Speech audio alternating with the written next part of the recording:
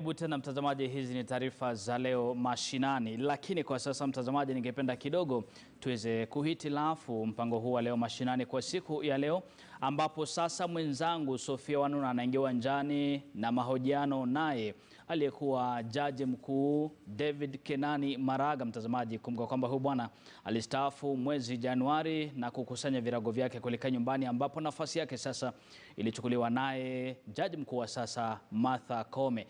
Sofia Wanuna natoka nazungumza naye kuweza kupata mengi zaidi kuhusiana na uongozi wake wakati akiwa mamlakani, na baada ya hapo vile vile atakuwa anagusia ile masuala ambayo yamekuwepo kuhusiana na majaji 40 ambao walifaa kuidhinishwa na Rais Uhuru Kenyatta kuchukua wadhifa wa nafasi mbalimbali katika idara ya mahakama. Mimi naitwa Nicholas Wambua, panapo majaliwa naomba tupatane siku ya kesho katika kusomwa kwa bajeti ya mwaka 2021 mwaka 2022. Kwa sasa na kuacha kwa mikono yake Sofia Wanuna. Siku njema. Thank you very much, Nick. Now, it has been 2 weeks since the controversial swearing in of 34 judges at State House, with failure by President Uhuru Kenyatta to appoint 6 judges. This happening 2 years after the Judicial Service Commission forwarded 41 names to the President for appointment as judges under the leadership of retired Justice Maraga. And now we're coming to you live from Karen, the residence of Chief Justice Emeritus David Maraga. Thank you very much, sir, for joining us and making time to be with us this afternoon. After the last time we spoke, sat right here in January, you remember? Yes. So asante sana, and ma'am, for welcoming us home again. And I wonder, how has it been? How have you been keeping? Last time we were talking about how will retirement be like. How has it been? Thank you, Sophia, for coming once again. I thought we had agreed last time you would leave me alone to go into retirement. But it has been good. We are happy. Yeah. I'm enjoying my retirement at home. Yes. Yes. So let's get straight into it. I mean, 34 judges last week. We saw the president appoint them, then quickly, it's quick succession, I beg your pardon, the swearing in at State House.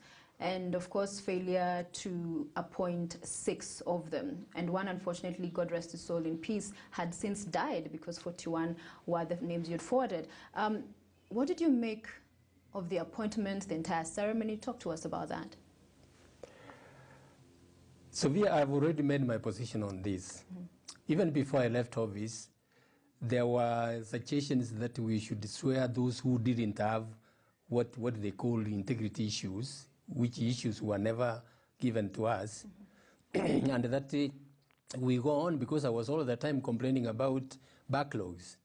And I said, no, if we allow that selection, we will be violating the Constitution. So, I didn't want to wage into this one on this appointment. Yeah. But on a second thought, particularly after you called me on Monday, Yeah. I thought and I looked at that and I said, look, what has this swearing in done? You know, this is public lynching of the 6 judges who have been left out. Do they continue serving? When the people go to court before them, the first thing in each person's mind is this fellow has integrity issues. Yeah. When somebody loses a case before that judge, he will come up with allegations, frivolous application that this man was bribed. Yeah. We have reports that is somebody who takes bribes, or who has integrity issues.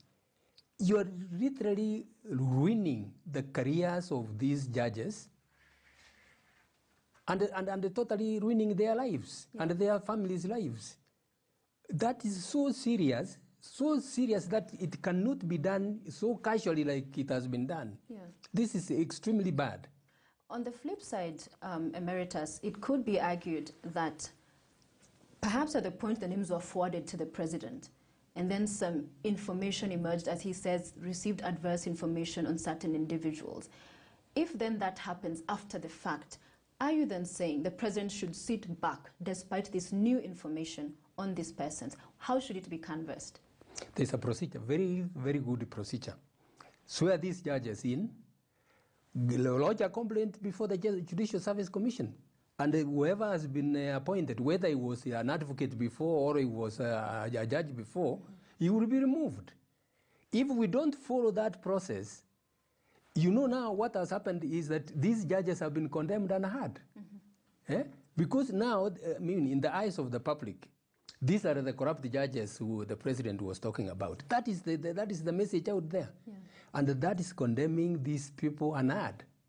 It can't happen like that. Because somebody was giving an analogy and saying that perhaps imagine a scenario where after the names have been forwarded to the president and say one of the nominees goes on a shooting spree, killing tens of people.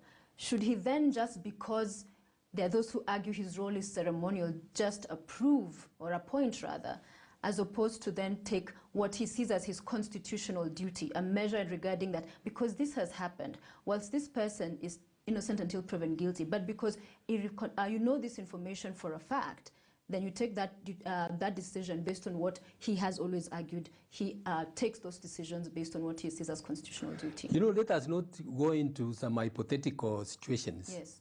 We are dealing with a very serious issue here, and the law has a very good procedure of dealing with that. Yeah. The vetting of the judges before appointment is done by the Judicial Service Commission.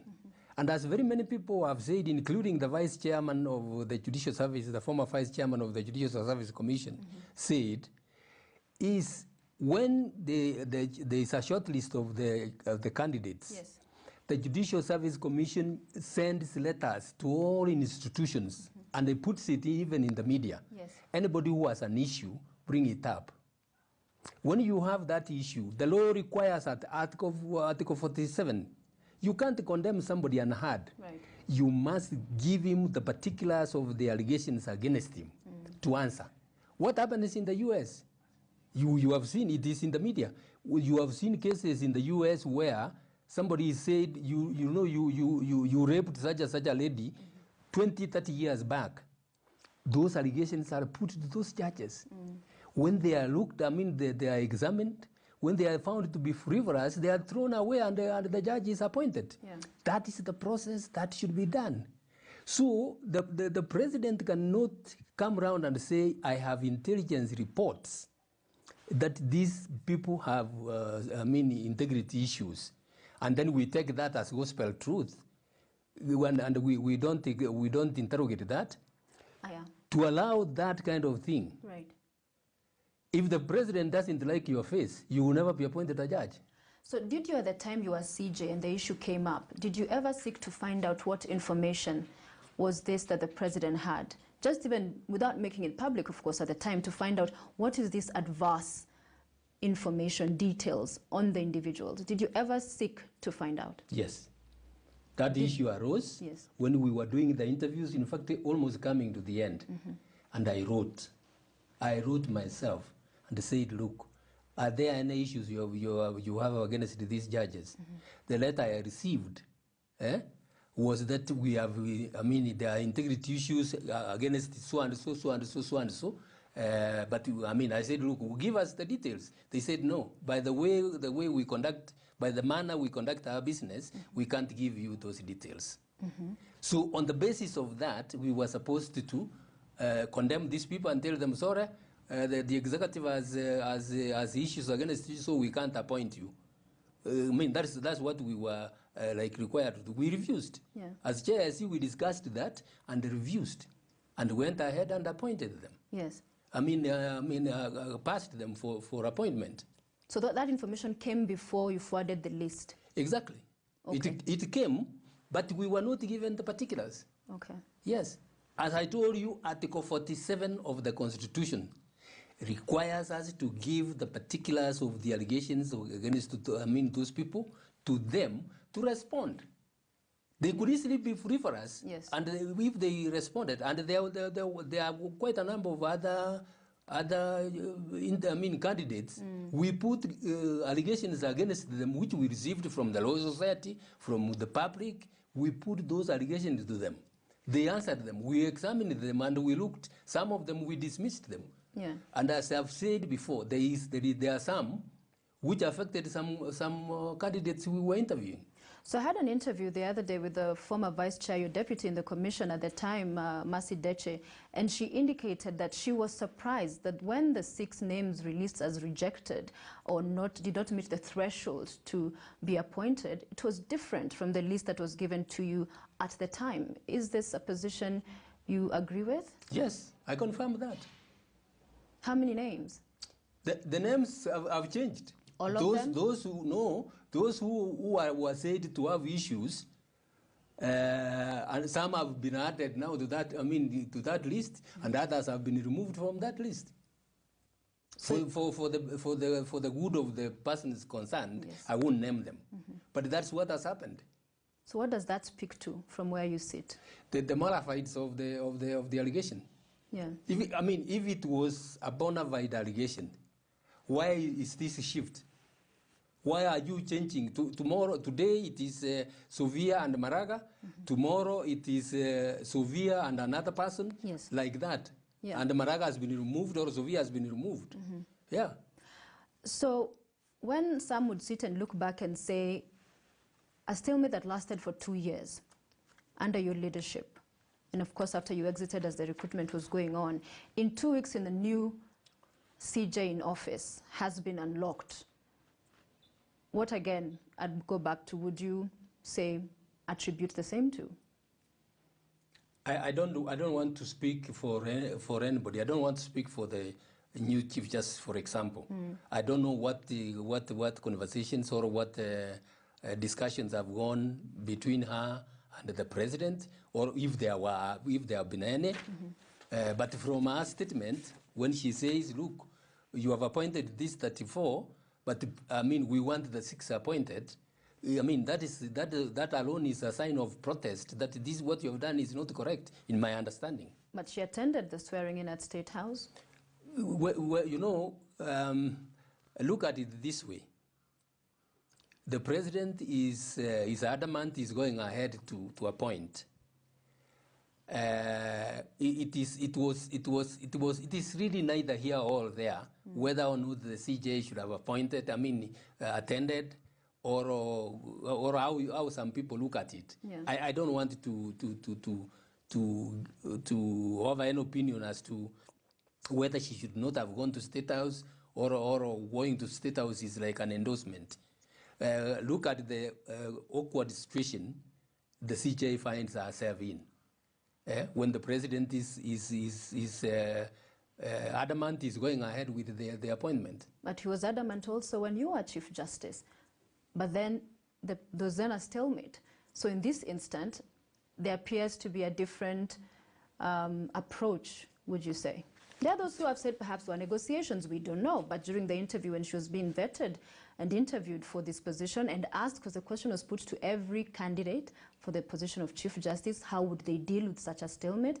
And she's talked about roundtable conversations on issues that were, having and hitting a deadlock. As I said, it is not fair to say there were negotiations when I don't know. Correct. Whether there were any negotiations, because that would be casting aspersions on the new CJ. Maybe she didn't even have any conversation with the president, and we don't want to go into that. And in hindsight, then, for you, you have had time to reflect. Should you perhaps have not taken such a hard stance, the grandstanding on saying it's either 40, all or none? Because in terms of delivery of justice, you have talked about the backlog and the issues in the judiciary. In hindsight, would you have done it differently, do you think? No. No. Because you see, why I refused to, I told you there were suggestions that I allowed the ones who were not tainted to proceed. And I said no. Because if I allowed that, I would myself be violating the Constitution. I would be like telling or giving the president the liberty to, whenever any list is sent, and he looks at the list and he sees this fellow keeps ruling against the government, let's leave him out. And that's the president that would be set. I refused because to do that I would have set a very, very dangerous president. So you throw out the baby with the bathwater. Some of your critics have argued that Chief Justice Maraga was a good judge, but a bad politician. Yeah. That in that of being able to navigate the very delicate dynamics that present themselves. Because at the end of the day, many Kenyans are seeking justice. Yeah. And judges, this process has told. So if you can win some and then keep pushing for the others, wouldn't that have been something perhaps worth your consideration? That's what I'm telling you, that if I had set that precedent, I would have now given the president, the current president and all the other presidents to come, a free hand to choose from the list which has been sent to the what? So this has set precedents. If it is allowed, I mean, and that's why you see all this noise about this, why literally all the lawyers are up in arms that this is wrong. And it happened yet before, during Mutunga's tenure, didn't it? It did happen at that time. Yes. It happened at that time. But now it has reached a level, and that's what I'm telling you. It has reached a level that unless we arrest it here, It will keep recurring. it will keep coming. And it will be very, very dangerous. So to the president's argument and those who say his role surely cannot just be a rubber stamp, cannot be a conveyor belt, inaingia huku, inatoka huku. What do you say to that? Those people don't understand. They have not read the Constitution. They have not read the Constitution. What does it say? The Constitution says the power belongs to the people of Kenya. The executive power is that of the president. The judicial power is that of the judiciary. The legislative power is that of parliament. The Constitution requires the three arms, so each three arm of government to walk within its lane. It should not go overlapping. It should walk within its lane. The functions which are given to the president cannot be performed by the judiciary. For example, the president is the commander-in-chief of our armed forces. Correct. The CJ cannot purport to exercise those powers. The power of adjudication on cases is given to the judiciary. Yes. The president cannot purport to do that, or even the speaker. Yes. So now, when you come to the appointment of judges, the president's role in the appointment of judges is ceremonial. It is ceremonial. That is the black letter of the law. Yeah. Article 166, is it Article 166? Yeah, Article 166 1B Yes. of the Constitution states that the president shall appoint the judges in accordance with the recommendations of the JSC. Yes. Not upon the recommendation. As I have heard some people say, they don't even read the Constitution. Article 166 1B states that the president shall appoint the judges. Shall is mandatory. Is mandatory in accordance with the recommendations. I can read here. The president shall appoint the Chief Justice, the Deputy Justice, in accordance with the recommendations of the Judicial Service Commission, subject to the approval by the National Assembly. That's the CJ and the Deputy. Yes. All other judges, in accordance with the recommendation of the Judicial Service Commission, in accordance with. What does that mean? That the ordinary language tells you that the president can't change. And yet he chose to cherry pick. And that's why he's being faulted.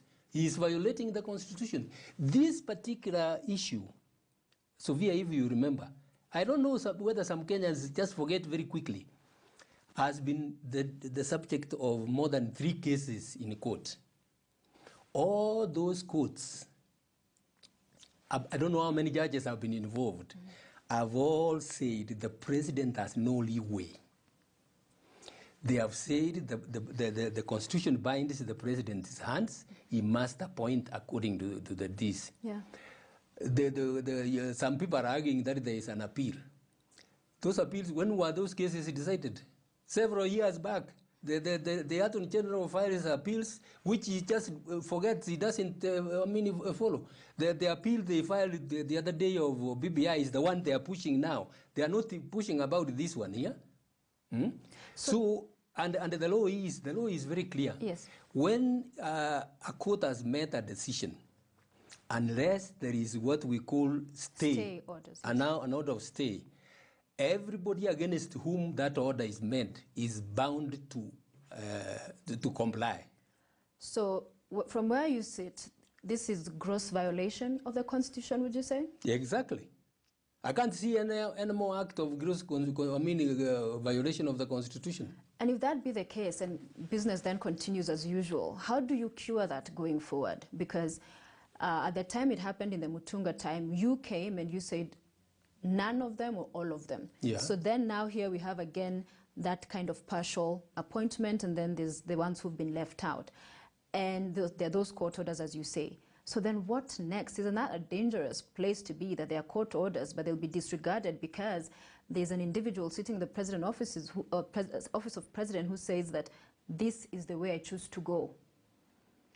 So and it's constitutional duty. How do you reconcile that for Wanjiku? So take this scenario. Yes. After elections and the president has been elected, he is supposed to be sworn by the Chief Justice. Yes. What would happen if the Chief Justice refused? The Chief Justice will be thrown out of office the following day. I can assure you that. If you came and said you've received some information. For whatever reason. Yeah.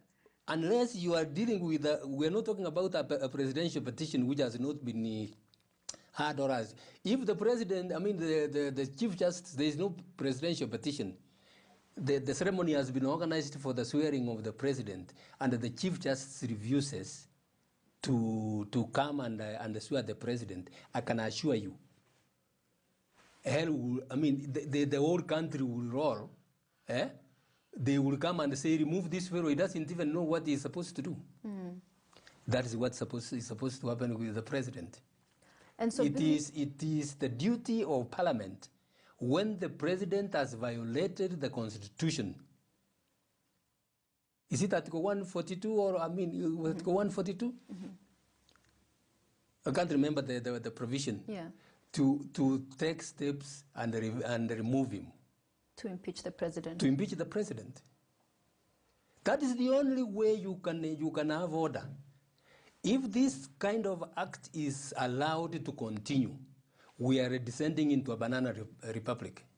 Very easily. Yeah. We are descending into a banana republic. And yet we see many of these MPs coming out. The other thing, as I told you, you said that the president should not be a rubber stamp. There are so many other positions where, for example, the CJs, where people as they have been appointed. Yes. Like the Auditor General? Auditor General, Inspector General of Police, yes, and several other state officers. Once they have gone through the recruitment process and they come, there is a Gazette notice already published. The CJ doesn't question that unless there is a court action, which is a separate issue. The CJ does that. That is ceremonial.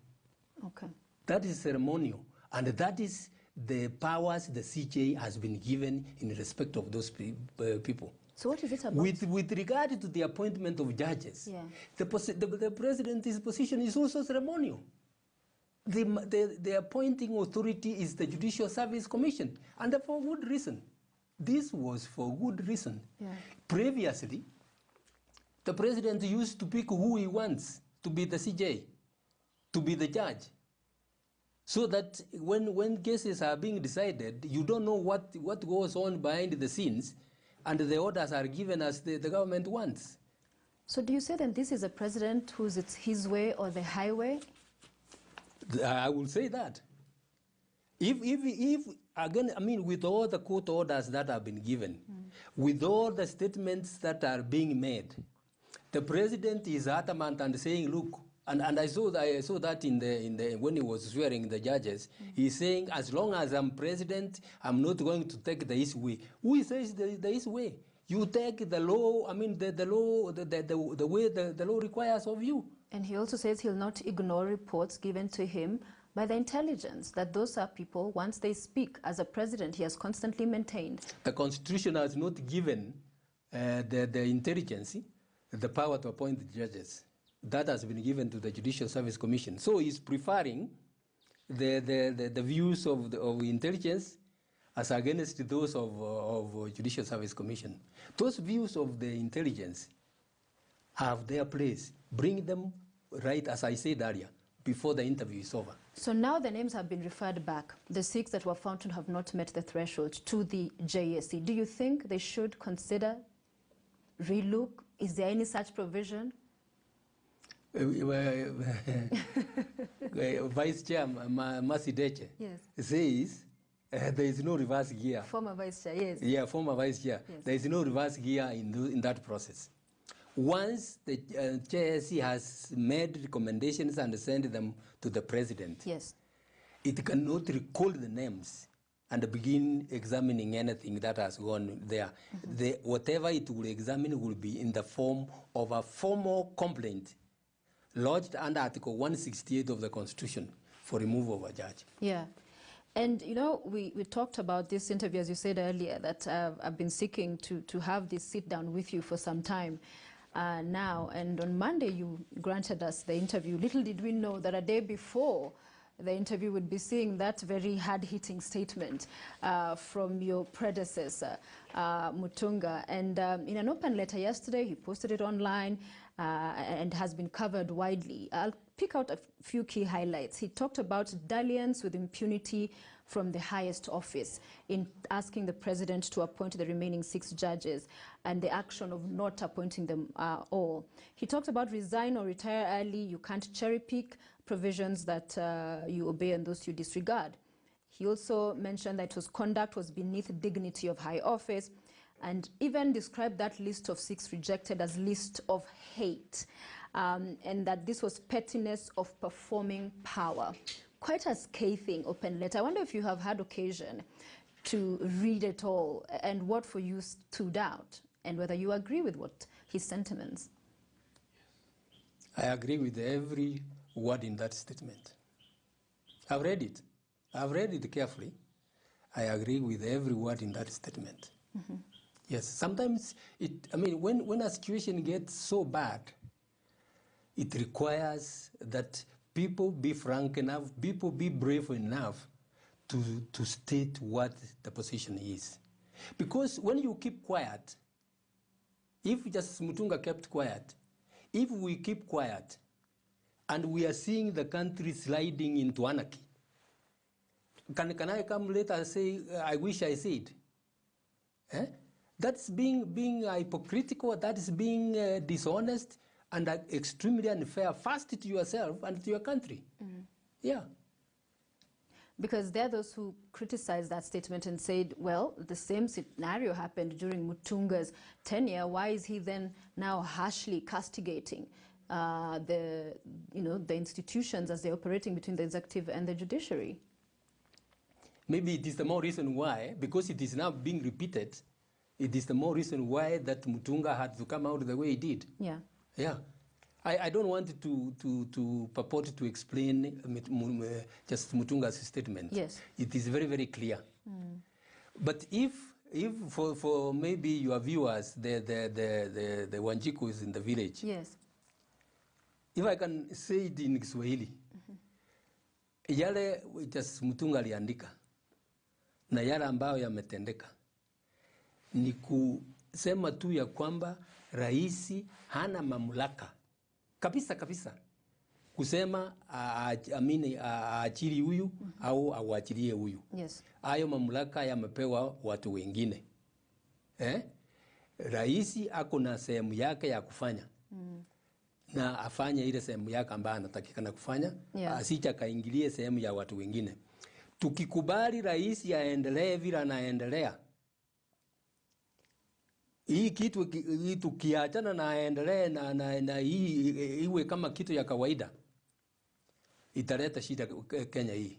Sababu hiyo itakuwa ni kusoea sasa kufanya vile unataka. Yeah. Katika demokrasia hakuna mtu ambao anakubaliwa kufanya vile anataka. Kila mtu anatakikana kufanya kazi yake kulingana na sheria. Yeah. Yes. Because at the end of the day, as you say, the challenge then would be for those that are meant to hold power accountable, Parliament. And yet many have taken to social media, released statements and said he was wrong to do what he did, that they should all have been appointed. But there appears not to be anyone out there brave enough, courageous enough to come and say this cannot happen. Do you sometimes think that those who say that opposition is dead in this country, that if there was a real vibrant opposition, and we have a minority, that because perhaps of the handshake, that has been compromised, and that's why we don't see power held to account?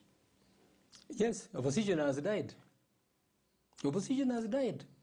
And that is what has given the president the audacity to do what he wants. But handshake was a good thing on one hand, right? It brought peace. It brought peace. But look at the cost. Look at this cost. In fact, if people were doing their right thing, the opposition who are now in the handshake should condemn this act of the president and tell him, they should be the first ones to tell him, look, Mr. President, we are with you, but this one, no, you are not doing the right thing. Please hear what the people of Kenya are doing. Yeah. That's what one would expect the opposition to tell the president. Because, you know, wacha nikwambie, hii kitu ikiendelea na iende mpaka mwisho, we can go on pole, mwishowe, we will not have a judiciary. That is your fear? That is my fear. We will not have a judiciary. The judges will be there. Kesi ikikuja kotini, judge anaangalia anasema, hii kesi nikikata namna hii, rais au waziri fulani atasema nini? Wacha nione vile nafanya namna hii. Is that the country you want us to live in? And yet the president invited us to have a national conversation on Madaraka Day. And he had his guns trained on the judiciary. And he said that the judiciary must bring itself to consider the cost of the decisions they make, the implications, repercussions. He described it as the burden of consequence, of choice, if I'm not wrong. What did you make of that speech? I imagine you followed. The cost has not been occasioned by the judiciary. The cost has been occasioned by those who violated the law. If we set aside, we nullified the presidential election. Why? Because the law was not followed. If the president and his people and the IBC followed the law, we would not have nullified the petition. So who has caused that cost? The president is putting it on the court. It is not the court which has done that. It is them who have violated the law and brought the cost of that. Eh? You see, something like the handshake. The entire purpose initially of the handshake was to say, okay, we have violence all the time after every election. Yes. Let us deal with it so that we don't have a repeat of violence every time. But BBI has taken a different trajectory. The issue of electoral fraud is not paramount. From the time of the handshake until the other day is when they are appointing the IBC. Yeah. How many years are those? And if my recollection is right, Krieger had stated in his report that the IBC, a fully constituted IBC, should be in place at least 2 years before the election. Yes. That has not been done. It is now being done. And let me tell you, if we don't get an independent IBC, and we have electoral frauds committed in the next election, whether the constitution will have been amended and you have the position of the deputy, of the prime minister, two deputy prime ministers and others and all that, we will go back to problems still. But let me ask, because what needs to be addressed is to ensure that we have an independent electoral and boundaries commission, a commission which will whose results which will carry out the elections, and everybody will accept that the results are what they are. Yes. So that those who lose and are complaining and saying this, they are told, look, this is what IEBC did. The IEBC has done this in accordance with the law. You lost. The votes are here. You lost. Keep quiet.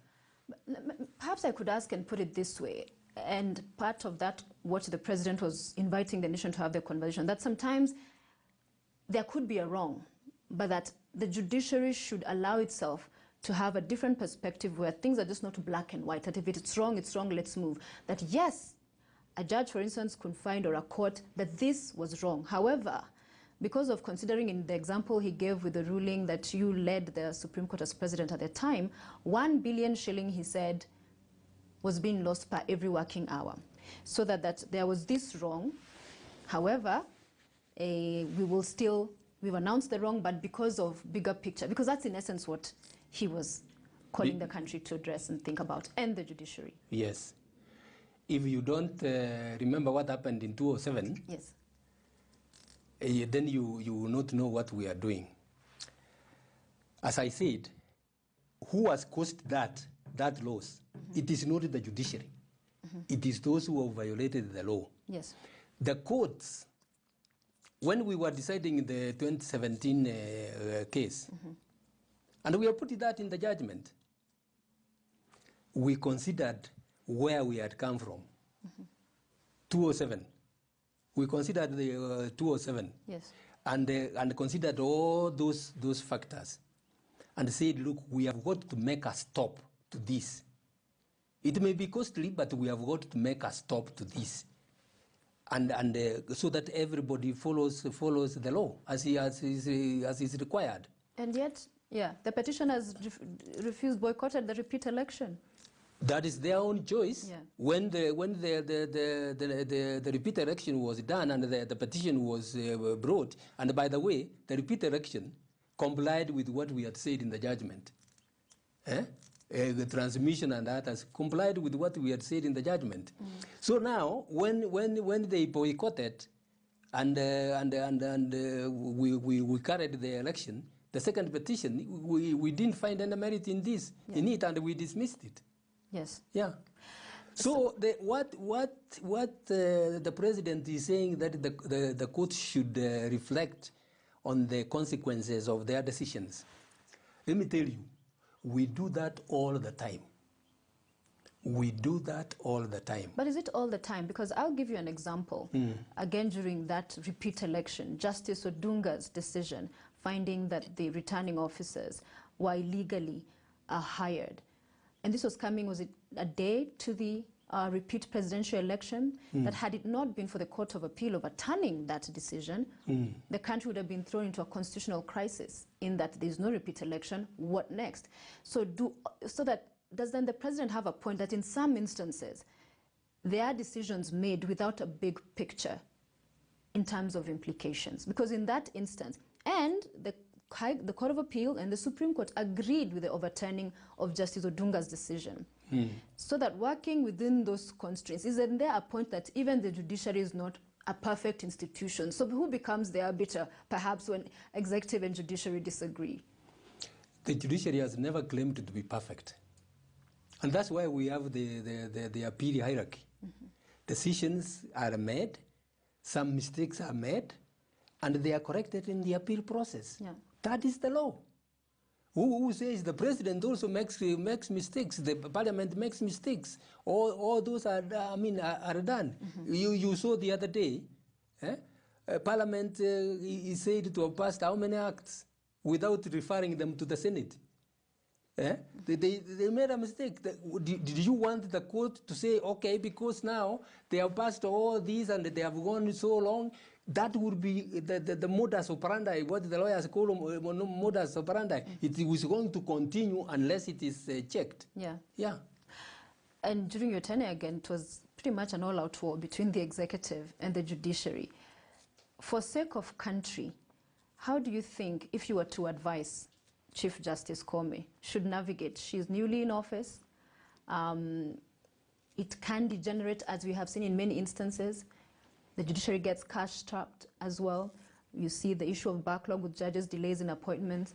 If you were to share some advice, what would that look like? I don't want to share. Leave For just, country to reflect then. Yeah, let just Koome run a show. She should be given that freedom to run a show. But as I'm sure that's what she's going to do. Our show has to be in accordance with the Constitution and in accordance with the law. Yeah. Let her run our show. Quite a number of people accused me of not having the finesse to talk to other arms of government. Well, the public charge. Yeah. Do you go and talk to somebody who doesn't want to talk to you? Did you ever seek an appointment and it was denied? I've said that more than once before. I've said that. And I even requested the president to call the speakers and myself, and we start from there so that we can trash issues and give guidance as to how we can deal with the administrative matters on the interdependence of the three arms of government. The president refused to do that. What was I expected to do? We are talking about you. And people said, okay, just keeps crying here and there. Okay, fine. I did that. That is as a last resort, Sophia. I was not given any option. And I mean, rather than Kenyans thinking that I am the one who is failing, okay, I have my own failures. Let them be known. But where I am, my hands are tied. I wanted the Kenyans to know who has tied my hands and why I was not able to deliver the way I was supposed to deliver. Yeah, and you have said, let Chief Justice, Honorable Lady Justice Martha Koome run her show.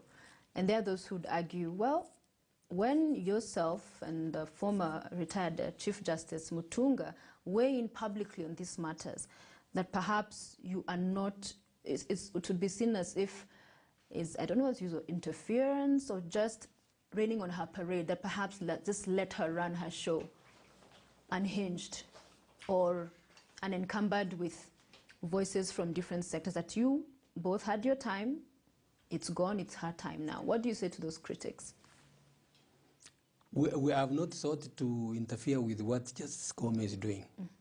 And as I told you, I would not have granted you this interview were it not for the fact that my conscience disturbs me, that we have lynched in public 6 judges, 6 judicial officers.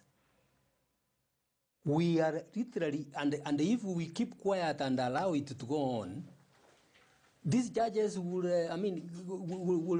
have their reputations and their careers totally ruined. Yeah. I felt that because of that, I felt it is important that we speak out. And some have said for Justice Odunga and Ngugi, that perhaps because of the BBI stopping reggae at the High Court, it was a revisit. I wonder if you agree with that sentiment. I have no reason not to disagree. I have no reason to disagree. Yeah? Yeah. There is no question. Do you think they were added onto the list because of that decision? I don't want to say that.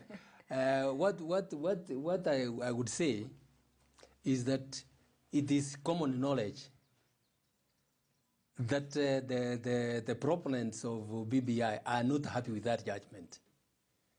So you don't expect them to celebrate Ngugi and Odunga. Yeah. Yeah. And you mentioned BBI. There's been a lot of conversation as we bring this towards a close, that there are those who argue BBI can be held later this year, the referendum that is, or sometime next year. And slowly the talk of postponing the 2022 August election is out there. We've hosted politicians in our studios who are talking about it, and others. I wonder whether you see that opening anyway, or provision, or likelihood, and what kind of a scenario would occasion pushing forward next year's election. I have not seriously thought about that because I've dismissed it, that it can't happen.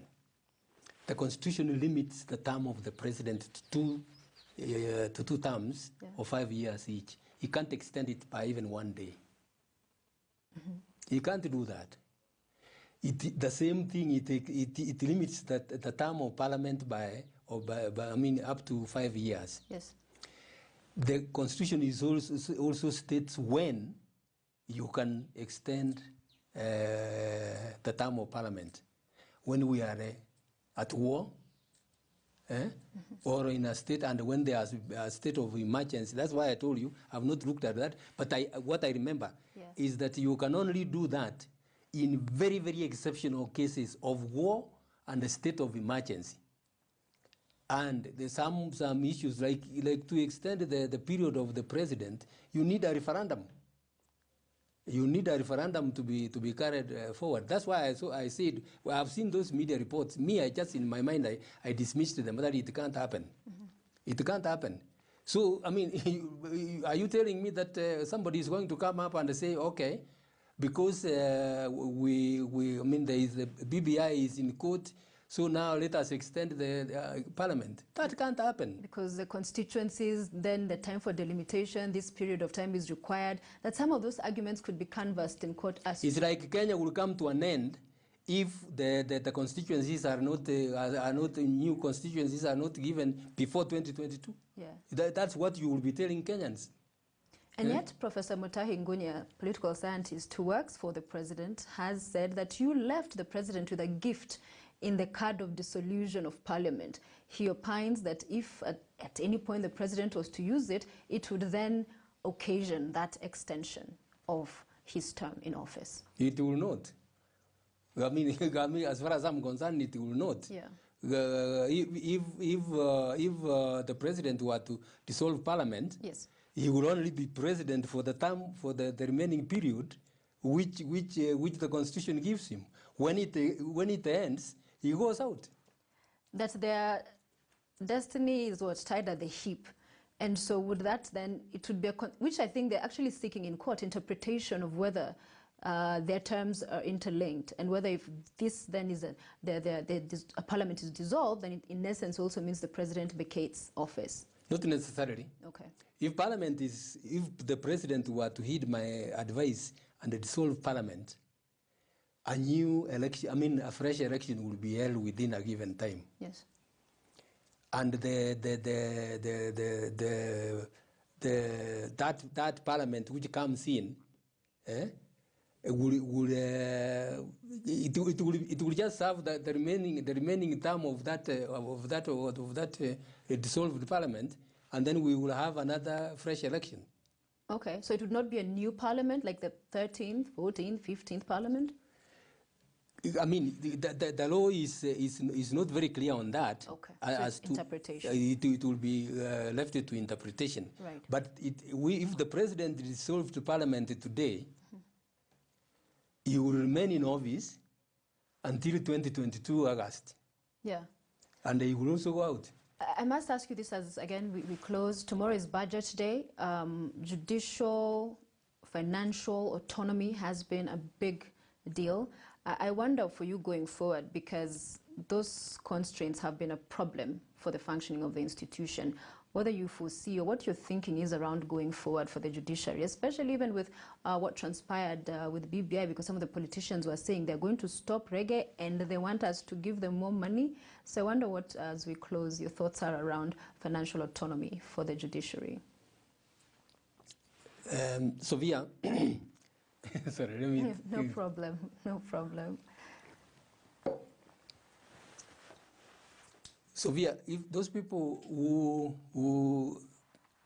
who consider the history of our country, the judiciary has been subservient all along. Yeah. The executive controlled the judiciary all along. And the constitutional experts who came up with the 2010 constitution says, look, we must make a break of this. We must have an independent judiciary. To have an independent judiciary, you must give it finances to operate, what we call financial autonomy.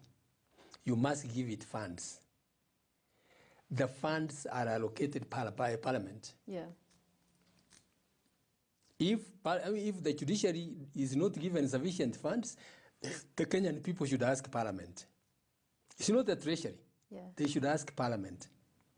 Once Parliament has passed the budget, Yes. whatever is in that budget, the judiciary may not be very happy that with what it has been given, but what Parliament has passed, the law requires that the budget, the amount of the budget of the judiciary be put in the judiciary fund. Yeah. Why is this so? It is not there with any other arm of government or with any other department. This is special. Because in the past, the president, the executive was controlling the judiciary by not giving it money. By not giving it money, so that you make it moribund. It can't operate. Yeah. And it is seen to be a dysfunctional institution. It is seen to be ineffective. And that's what they wanted. Yeah. So all these when that is not done, the judiciary will not have financial autonomy and it will not operate as it is supposed to operate. So going forward, the Kenyans should insist that the judiciary fund be put in the judiciary budget be put in the judiciary fund, and it be allowed to operate. All right. When it is not put there, it will be in the budget. Yes. The Treasury will release what it pleases to release. So ring fencing that budget is critical. Is critical. And this, a quick one, that when you retired, of course, a lot of people analyzed your legacy. President Kenyatta retires next year. I wonder how you will remember him. There's what he's seeking to be his legacy, perhaps big four, now the 4 key frame areas he talked about the other day, the BBI perhaps as part of his legacy. What will you remember President Kenyatta, who you have publicly and today repeated his candidate for impeachment? What will you remember? From where you sit, his legacy will be what? In closing. I'm sorry to say that I will remember him as a president who had no regard for the law. It's unfortunate, but that's a fact. It's a fact. And Sophia, there is one other thing I want to say. When you have court orders disobeyed from the top, do you know the ramifications of that? Do you know what that implies, what the impact of that is? Yeah. You go to court, your neighbors trespass onto your land. Take 10 years to have the case heard, and you get an eviction order. You can't go and carry a panga and drive your neighbor out. You go to the police. Yeah. The police start doing the case once again. The police are not supposed to do that. The police are just supposed to give the order, to show the order to the person who is a trespasser and tell him to get out. So it's a Pandora's box. No, the impunity goes down.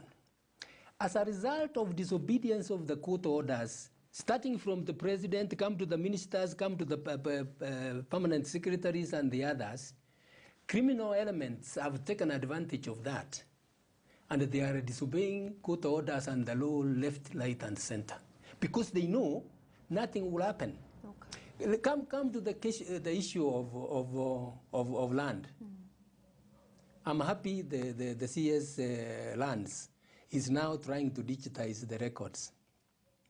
Do you know the forgeries we have in land offices? You people sometimes have investigative journalists. Yes. Send your people to the land office at Kajiado. Send them there, and you will see, I am told, you will see all women who are there. Some are carried there to say, look, who is saying I've sold my land to so and so? Okay. I have not done that because of the forgeries. Why? The fraudsters know that you can get away with this. So it's a question of coming with forged documents, and he does that. Then when he's being followed, it will take ages before he has reaped a fortune out of it. All right. So I mean, what I want to emphasize here is this impunity, and particularly disobedience of the court orders, is going to grind this country if we don't take care. People are suffering because of that. If the law is enforced as it is supposed to be, people will fear. Okay. Will fear the law, and that's what is happening in civilized nations. All right, and that is a good place to wrap up. Chief Justice Emeritus David Kenani Maraga, thank you so much for having us here at your residence. And I remember, as on a light note, when we arrived, Mom, who was very gracious to us and welcoming us home, joked and said, now you're a house husband. So we shall leave you to continue enjoying your retirement. No, that came about, somebody asked, what is he doing? And another person said, no, you know, a lady who doesn't have a regular job is called a housewife. So what do we call a man who doesn't have a regular job? It's a house husband. A house husband. So we shall continue to be.